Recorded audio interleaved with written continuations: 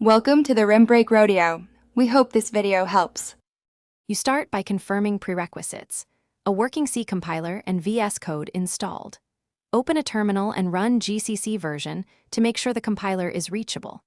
Once done, install the Microsoft C/C++ extension and a runner or tasks helper inside VS Code so you can build and run without leaving the editor.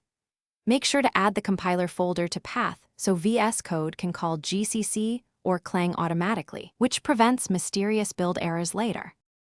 You now create a project folder, add main, C, and open that folder in VS Code to enable workspace settings.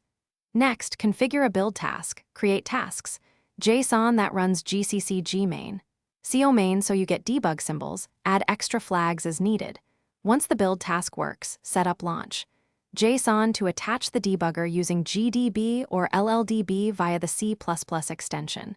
This lets you set breakpoints, step through code, and inspect variables while keeping your workflow. You run the build task and then use run and debug to execute the program under the debugger.